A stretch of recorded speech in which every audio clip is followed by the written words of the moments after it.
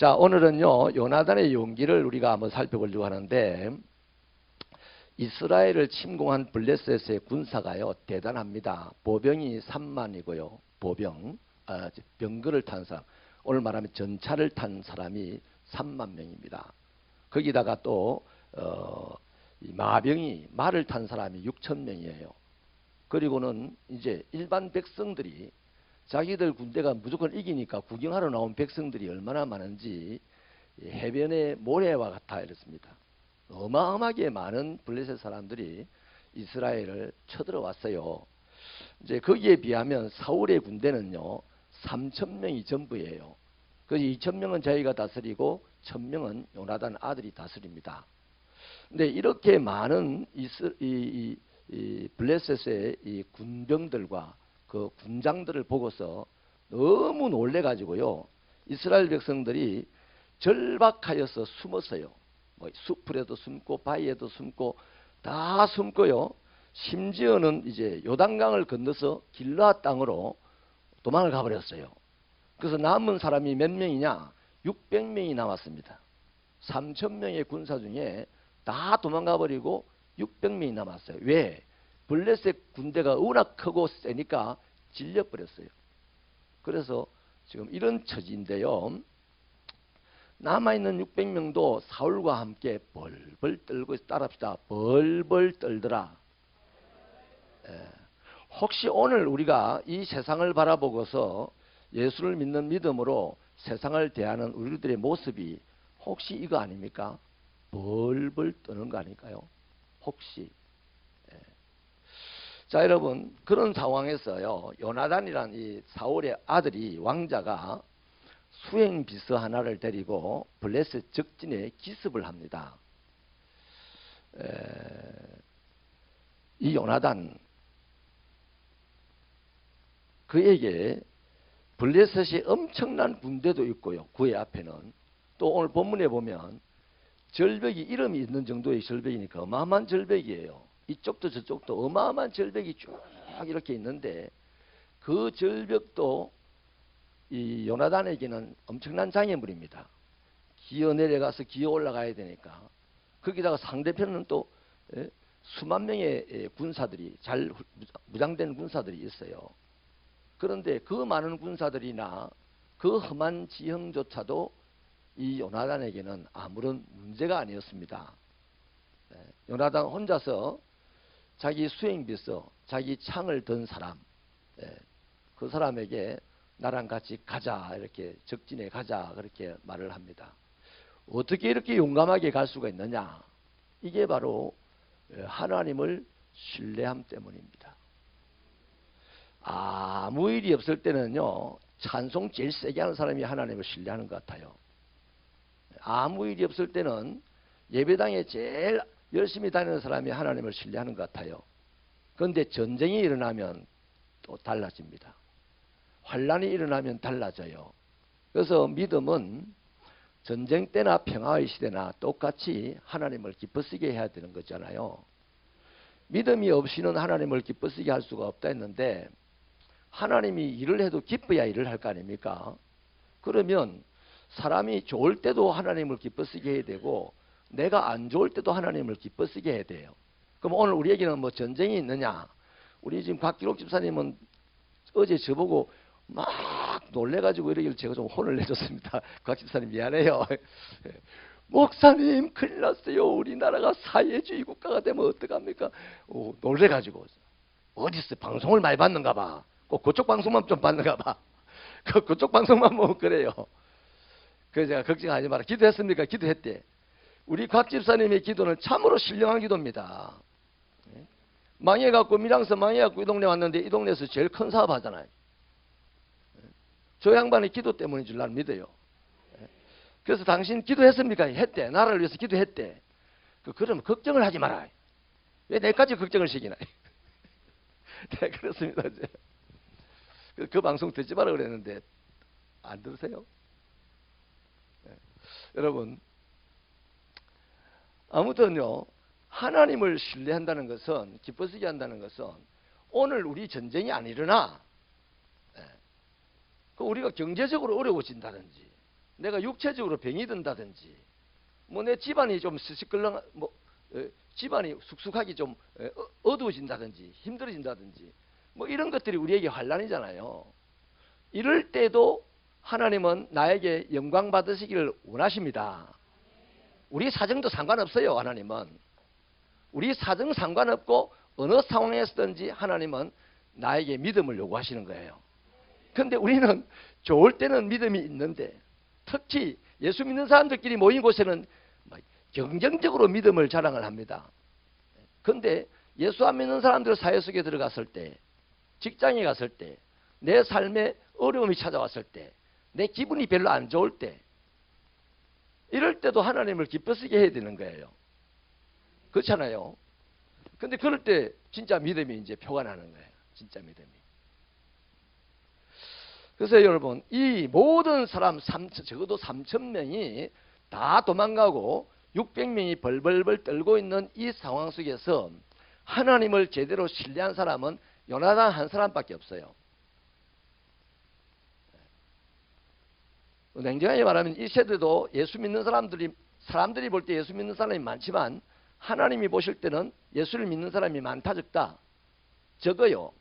근데 그 적은 극소수의 무리 속에 저와 여러분이 있기를 바랍니다. 이런 걸 이제 이단들이 잘 노리고 그렇게 이제 파고들어가죠. 여러분, 이 요나단이요, 하나님을 신뢰하는 것 때문에, 그 상황에서도 하나님을 신뢰했기 때문에 용기 있게 낭떠러지를 내려갔다가 다시 낭떠러지를 올라가고 말이죠. 그리고 적진으로 깊이 뛰어 들어갔다 이 말입니다.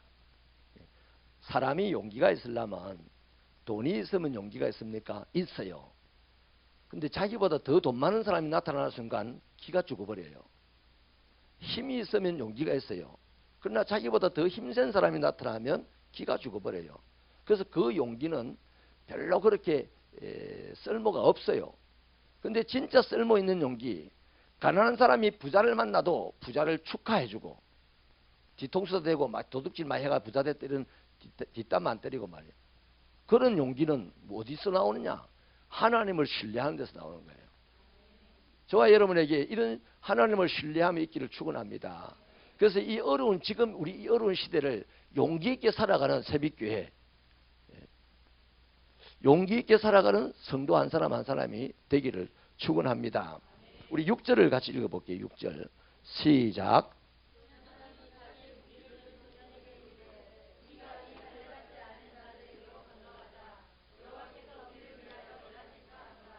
여호와의 구원은 사람이 많고 적음에 달리지 아니하였다. 정확하게 지금 이 요나단을 알고 있어요. 하나님의 구원은 사람이 많으냐 적으냐 이 문제는 아니다 이거예요. 그럼 뭐가 문제입니까? 믿음이 있느냐 없느냐의 문제죠. 그 믿음이 있는 자에게는 하나님의 구원의 역사가 일어난다는 겁니다. 그리고 본인에게는 뭐가 있다? 믿음이 있으니까 저 말을 하죠. 그래서 하나님이 우리를 위하여 일하실까 한다, 이렇게 확신하게 지금 말을 하게 되는 거죠.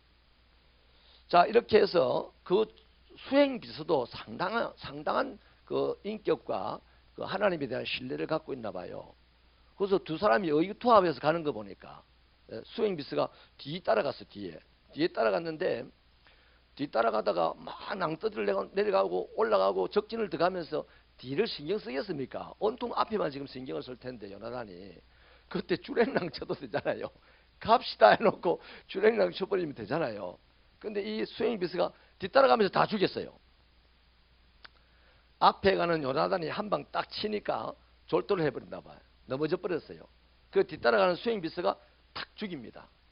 그래서 몇 명을 죽였다 그래요? 20명을 죽였다 그래요. 재미난 표현이 있습니다.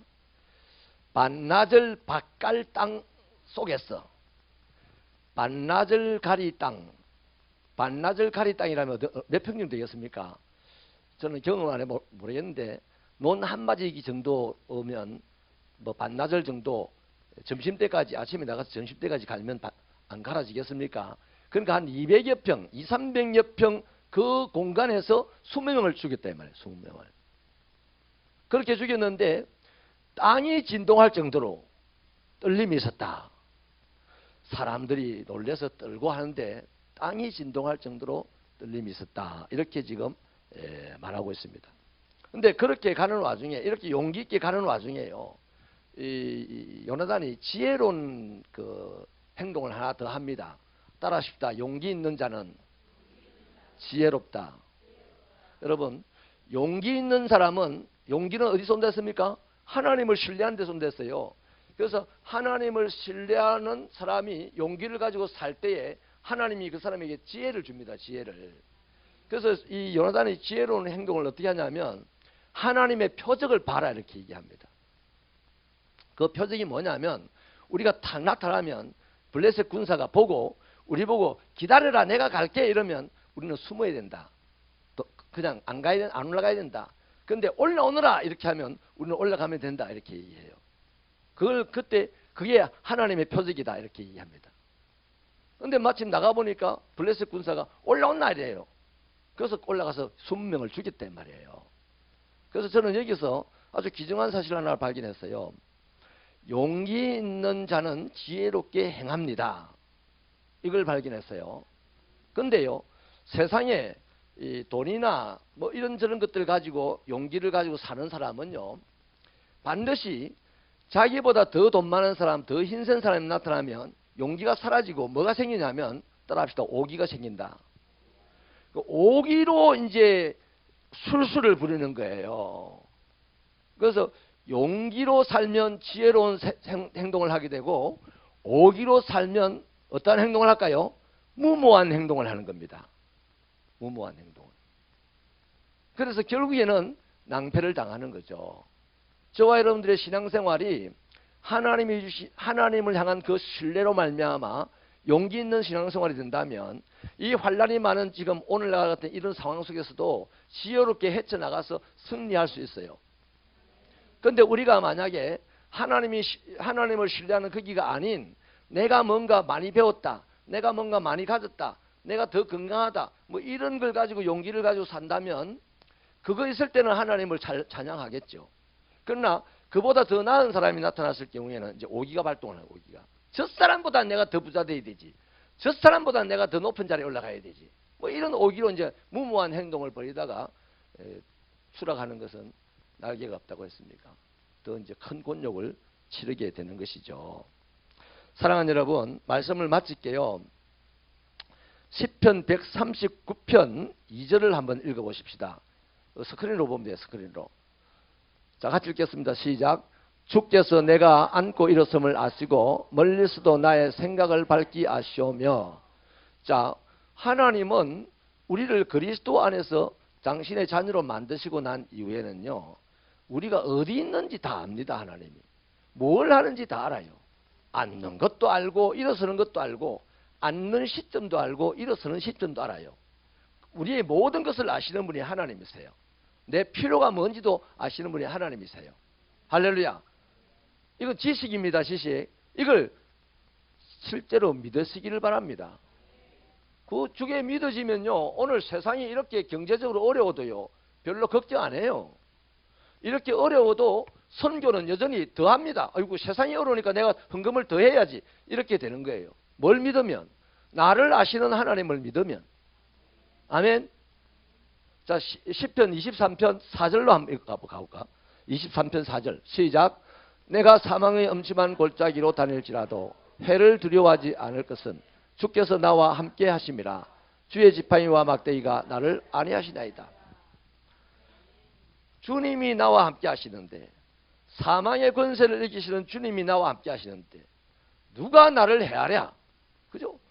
저기에 저 말씀이 믿어지면 우리 오늘 이 세상이 아무리 힘들고 내가 아무리 연약해도 내가 아무리 배운 것이 없어도 나와 함께 하시는 하나님이 믿어지면 나보다 똑똑한 사람 만나도 기가 죽어 안 죽어? 기 안 죽죠. 제일 바보가요, 기분 나쁘고 부끄러워가 창피해가지고 안 배우려고 하는 게 참 미련한 겁니다. 한 번 바보 소리 들으면 그만일 것을 죽을 때까지 자기 스스로 바보라고 하고 살아야 되는 거예요. 내가 뭘 몰라요. 모르면 좀 가르쳐주세요. 이렇게 한 번만 하면 끝이 나는 거야. 근데 자존심 상해가지고 아는 척하고 있는 거야. 그리고는 긴장합니다. 나에게 질문이 안 오기를, 나에게 질문이 안 오기를, 이렇게 하고. 인생 그렇게 살다가 이제 망치는 거죠. 여러분, 하나님이 나와 함께 하신다면 내가 바보라도 살 수 있고, 하나님이 나와 함께 한다는 사실을 믿어지면 내가 병들어도 살 수 있고, 하나님이 자기와 함께 한다는 사실을 분명하게 알게 된 바울이 처음부터 한 건 아니잖아요. 나중에 알게 된 후에는 사망아 너에 쏘는 것이 무엇이냐 했단 말이에요. 그 사망도 두려워하지 않는 거죠. 아멘이십니까? 자, 신명기 31장 8절 한번 읽어봅시다. 시작.